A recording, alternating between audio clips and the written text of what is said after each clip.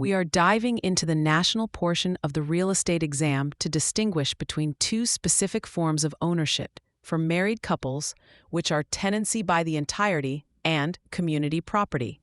You will likely see questions asking you to identify which form of ownership provides the most protection or how property is divided upon death. Tenancy by the entirety is a form of concurrent ownership that exists only between a married couple who are viewed by the law as a single legal entity.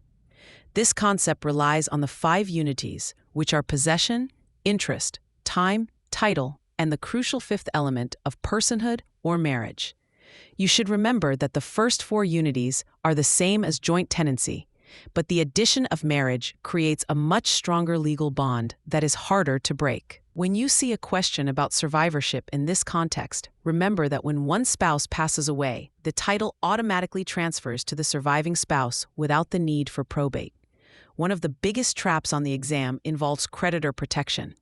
In a tenancy by the entirety, a creditor who is owed money by only one spouse cannot place a lien on or force the sale of the property to satisfy that individual debt. The debt must be joint for the property to be at risk. This is a common point of confusion because in other forms of ownership, like joint tenancy, a creditor could potentially reach an individual interest.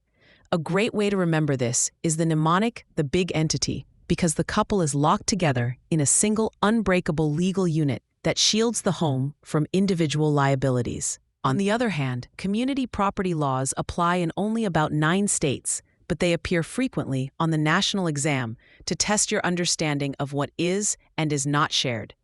Under community property, any asset acquired during the marriage is considered to be owned equally by both spouses, regardless of whose name is on the deed or who earned the income to pay for it. The exam will often try to trick you by including property acquired before the marriage or property received as a gift or inheritance during the marriage. These are classified as separate property and do not fall under the community property umbrella, even if the property was acquired while the couple was married. Unlike tenancy by the entirety, community property does not automatically include the right of survivorship in every state, though some have modified laws for it. Generally speaking, a spouse can will their half of the community property to someone else, which is a major distinction you must memorize for the national exam portion. If the question mentions a spouse leaving their interest to a child from a previous marriage, you are likely looking at a community property scenario rather than tenancy by the entirety. Another exam trap focuses on the termination of these interests. Tenancy by the entirety is terminated by divorce, a mutual agreement, or the death of a spouse. If a couple gets a divorce and does not make other arrangements, their ownership usually converts to a tenancy in common by default. It cannot be terminated by one spouse selling their interest to a third party because neither spouse owns a divisible share while they are married. They own the whole thing together as one unit. When you are sitting for the exam, pay close attention to whether the question specifies the couple is married and whether it mentions the state following community property rules.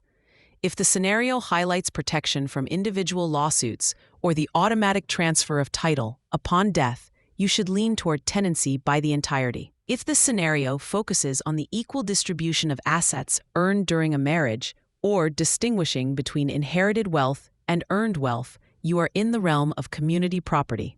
Mastering these nuances ensures you do not lose points on these technical definitions.